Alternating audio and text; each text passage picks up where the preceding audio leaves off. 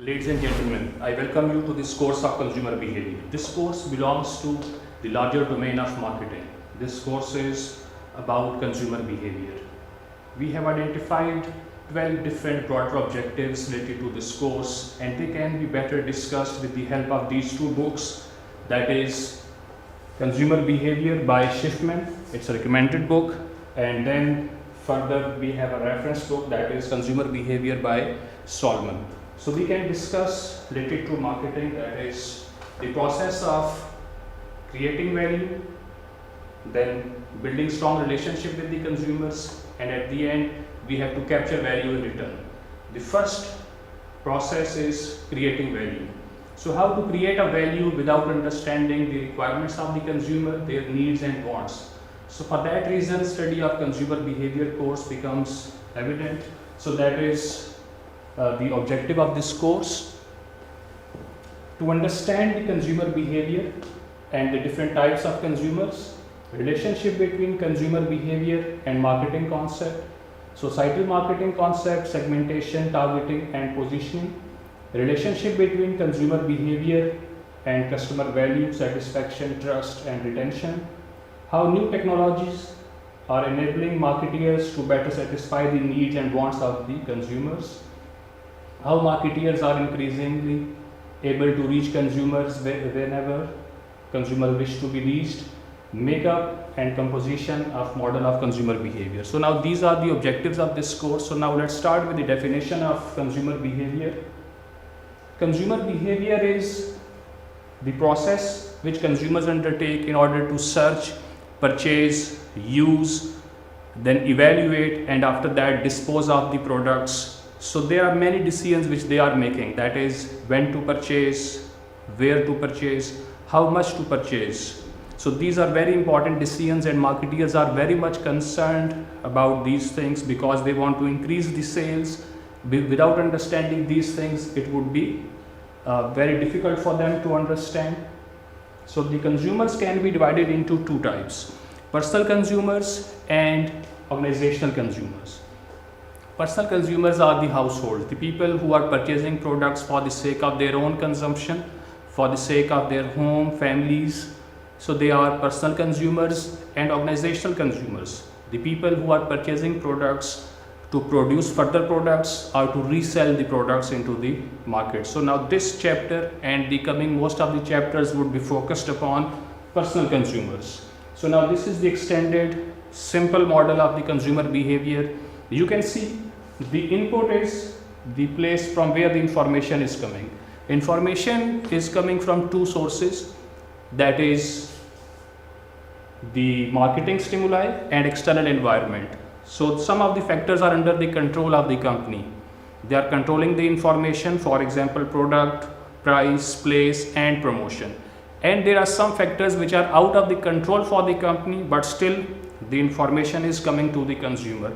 After getting information from all of the sources, consumer is also having different characteristics, that is the age, income, education, gender, family life cycle stage. So there are many different factors, they are considered together. So this is consumers black box. Black box is referred to as the mind of the consumer, where the information is being stored. They process information into the black box and then they ultimately make a decision. Decision can be to purchase a product or not to purchase a product, or even if you purchase, then what is the evaluation of the product, what about post purchase behavior, and do you want to purchase it again. So these are very important factors for the marketeers which they need to understand. So we need to understand the marketing concept first. The marketing concept came into existence on the basis of certain other previous concepts, that is production, product, selling, then marketing, and nowadays we are also experiencing societal marketing more than ever. So before understanding these concepts, we need to understand what is marketing myopia. Marketing myopia will help us understand the marketing concepts better. Myopia is a term that is used in medical sciences. It is referred to as an eye disease. In this disease, people are unable to see things clearly at a distance. They can see things near to them very easily, but they cannot see the things at a distance. So marketing myopia can happen to marketeers when they are unable to see the future of their products and they are just focusing upon the immediate needs. They just want to satisfy the immediate needs, but they don't know what is going to happen in the future, how demands can change, how consumers can respond to their competitors. Because consumers are looking for the benefits, they are not looking for the products. Any product that will satisfy their need, they will switch to that brand. For example, in this room we want to have cool air. For that reason we look for air conditioner. Before that we were purchasing fans, room coolers, air conditioners, even we can shift to inverter air conditioners because we are looking for a benefit. If I have to hang something on this wall, I need a drill machine, I don't need nail and hammer. It depends upon the benefit I am looking for. So products are not important for us. The benefits which they are giving to us is important. There were many marketing giants and like Kodak, that was very famous and successful brand. When competitors launched digital camera, they were making fun of it, that how people are going to take printouts of this. We are having a good system of film development, but ultimately you can see what happened to them. Even they themselves have launched digital camera in 1975, but they have not introduced it into the market because their one business was successful.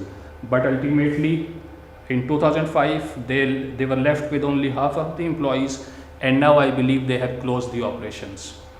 Similarly, all of us are aware with the Eagle fountain pen, but that company was Karachi based. They also liquidated because you need to have improvement in the product. But there are many successful big companies which change the products with respect to the requirements. For example, Sony, Panasonic, when cassettes depleted, they came up with the CD players. So this is how they are coming up with the innovation every day, every month, every year. So marketing myopia can lead towards the very harmful effects, even the closure of your business. Now comes production concept. Production concept can be referred with the Henry Ford. He introduced a car at a very low price in $850 in 1908. That was a low price targeted for the middle income groups. That became very successful and he was unable to meet the demands. So he came up with the idea of assembly line. With the help of assembly line, the quality increased as well as price decreased. And he sold in 1916 the same car of $350. The price decreased and even he sold more than 100 times units as he sold in 1908. So the concept of production, it means produce more, per unit cost will decrease and people will prefer low price products where the features are not important. Though this concept has ruled over the market for quite some time, even nowadays Lenovo is ruling the Chinese market with its low price variants in computers, but still every time we don't look for the low price products like Matchbox. We also can go for lighters and many people are going for it, but still marketing myopia applies to this production concept. Product orientation. Product orientation says produce the best quality product and then people will run over to purchase the product. Best quality, best features, best performance and innovative capabilities, and then people will purchase. But it is also ignoring the main fact, that is the requirements of the consumers, the needs and wants of the people. For example, in this mouse trap case, the people want to get rid of the mouse, of the rats, but they don't actually want to purchase mouse traps, because the reason why they are going to search for mouse traps is the rats, and the solution can be a chemical spray or the service agency. But why to purchase a mouse trap if we produce a state of the art color design of a mouse trap, but still the focus is to get rid of this particular thing. Similarly, ice skating shoes, we need to target the right class. So only making a product is not the solution. We need to apply to all of the other related concepts of marketing.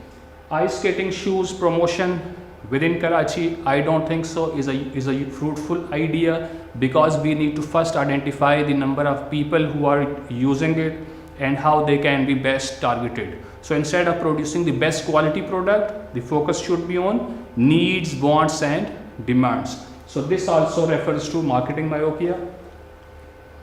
Then after a certain time period, selling concept came into existence, where the focus changed from the product to selling only. Whatever you have produced, now make an effort to sell it into the market. Apply the sales team. All of the people are doing the effort to convince the consumers to purchase. This is mostly done for the unsought products. For example, insurance, blood donations, where people are unwilling to spend their money. Even it is also applied in many other cases when marketeers or the people are trying to convince you to make a purchase decision. We ourselves have noticed many times that people are trying to convince, and I have seen personally that the people of new cold drink brands, they are coming to the shops and they are asking them to purchase the cold drink. We will be giving you freezers. Next time we will be giving you the board of your shop. But ultimately they never come back. This is basically just promising, and the selling concept, supporters feel that people will ignore and forget the disappointment, and they will also go to purchase the product next time. So this is also referred to as marketing myopia. When marketing concept came into existence, it changed the entire landscape. Earlier we were focusing upon make and sell. Now we are focusing upon sense and respond. Earlier we were trying to hunt the customers. Now the focus is gardening. Earlier it was inside out approach. Whatever is being produced, we sell to the market. But now we focus on the inside out approach. Whatever is being in the industry, we study them first and then produce those. So it becomes outside in approach. So marketing follows the idea of customer driven marketing strategy. Customer driven marketing strategy is customer is at the driving seat. Whatever customer will say, we will produce those products. You can see innovations in the products, new features, whatever we feel, they are going to invent those, incorporate in the products. But even some companies have moved beyond the customer driven marketing strategy. They are focusing upon customer driving marketing strategy. They are driving the customer towards the products which customers need, because they say customers really don't know what they need. So they identify the future demands, latent needs. For example, 24-hour online shopping, satellite navigation system installed in our cars, or internet facility, copying GBs of data without any wire. So people 20 years ago, they were even not imagining such kind of advancements. So one company is 3M. They always come up with certain new products. For example, Scotch tape, Scotch Brite, so stick notes. All of these products were introduced by 3M Corporation. So their executives said, we want to lead the customers where they want to go, even before they should know where they want to go. So we make the products and customers feel, yes, this is the product which was required by me. This is also the similar example. So I asked two discussion questions based upon these slides. What two companies do you believe grasp and use the marketing concept?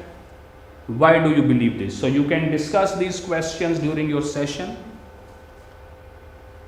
Then societal marketing concept. It poses questions on two important aspects: the immediate needs and future welfare.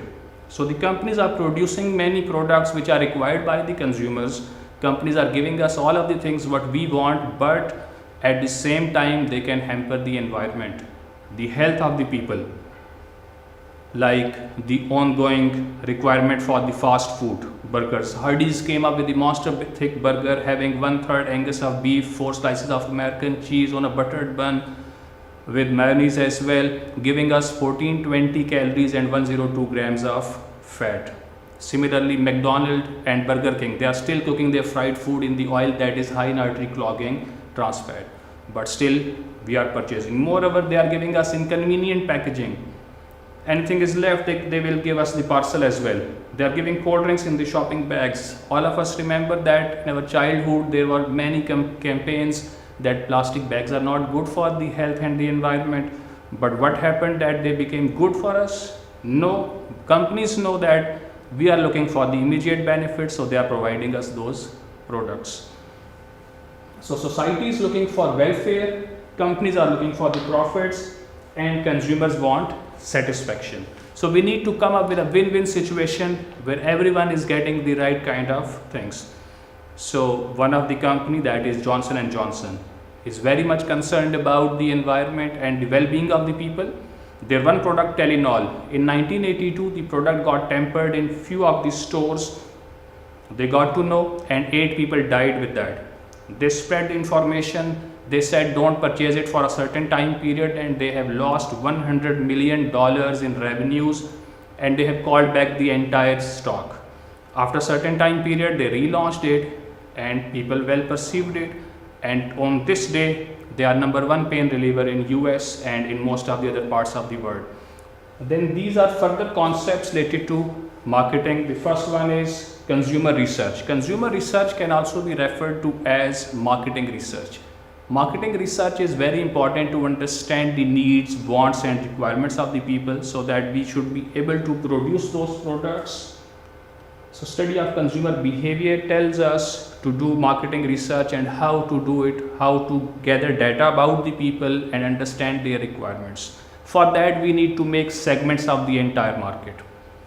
So markets can be divided into 4 different segments, or on the basis of 4 different psychographic, demographic, geographic and behavioral variables, and we can apply more than one in one kind of a product. For example, we can apply geographic as well as demographic together for one particular research, so that would become geodemographic. So we never say that apply only one segmentation variables for segmentation. You can use multiple segmentation variables together. Based upon these previous slides, I pose these 2 or 3 questions. What products that you regularly purchase are highly segmented? What are the different segments?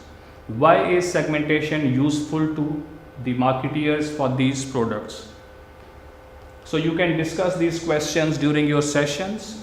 Now targeting the segment. After identifying the segment, we need to target one or more than one segment for the product. So the segmentation is done, and now targeting can be done with the help of 4 target marketing strategies: undifferentiated, differentiated, concentrated and micro marketing. So we can use these different segmentation or target marketing strategies. Then positioning the product into the minds of the consumers. How people will think when they will listen to the name of your product, or even when they will listen to the category name, what they will think about your product or not.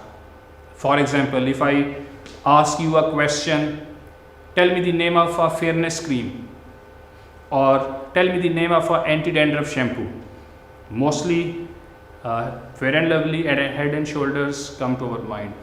This does not mean that Fair and Lovely and Head and Shoulders provided us better results previously, so now we are telling their names. No, this is just because of their strong positioning in our minds. Similarly goes for the diapers.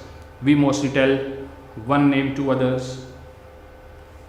The marketing mix. Marketing mix is part of your many courses, as it was also the part of your previous course on marketing. So this is just the first chapter. It is the introduction of this course as well as the overview of previous concepts. So marketing mix is product, price, place and promotion. Product, the shape, design, color, features.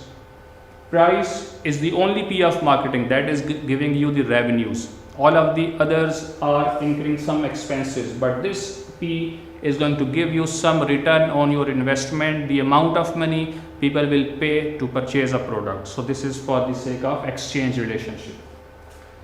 Place referred to as distribution, where and how the product will be distributed and made available to the consumers.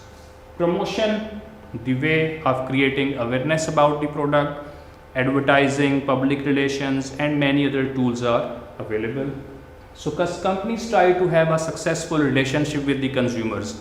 It can be viewed clearly with the help of CRM, customer relationship departments are available in the different organizations. The reason is to have a good relationship with the consumers. If you are able to have a good relationship, then you will be able to capture value from the customers. Value is basically cost and benefit relationship.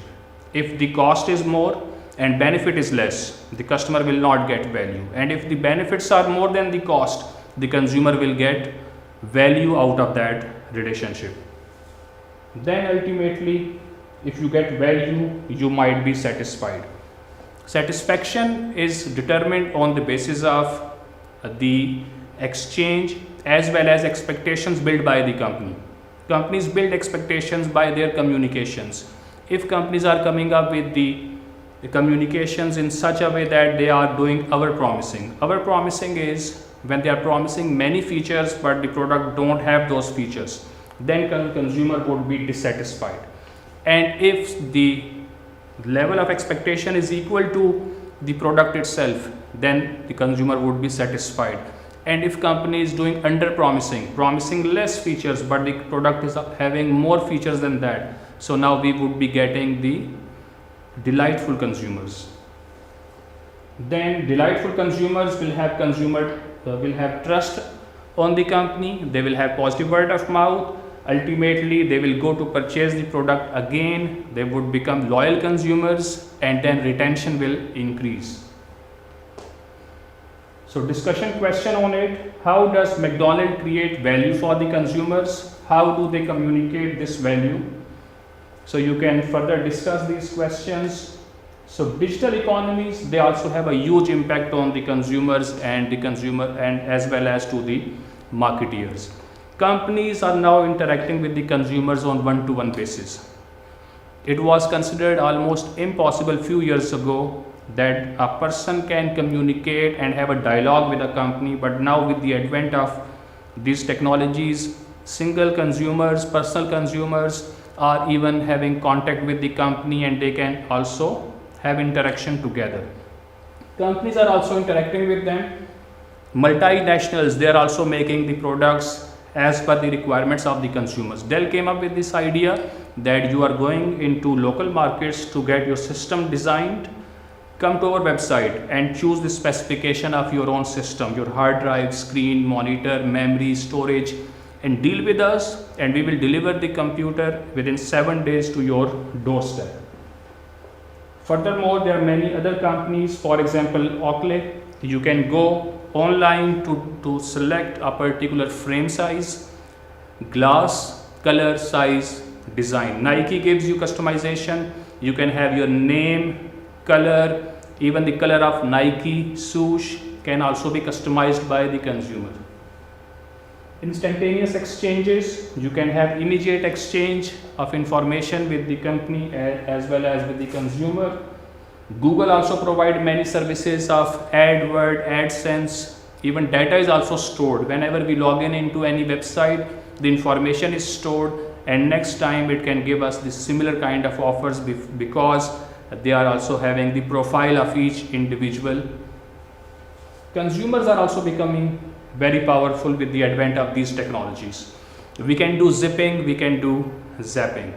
We can skip the ads, we can also forward them. So there are many different advantages we can attain. So it is a major challenge for the company how to pitch in the right way that information should be communicated as well as relationship should be maintained.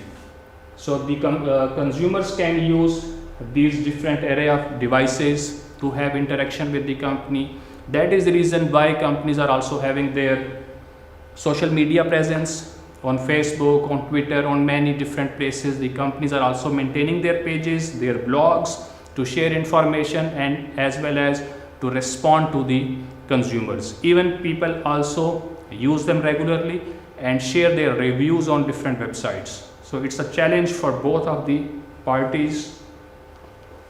So we will be having this last discussion question for today's session. Each country or region will have some essential products and services that are consumed collectively. The consumption of these concludes that some kind of group bond. Identify examples of these specific products and services and comment on how they help to maintain group bonds. So we will conclude this chapter with this discussion case. So I wish you all the best for this course and for your other courses. Have a joyful learning experience. Have a nice day. Thank you.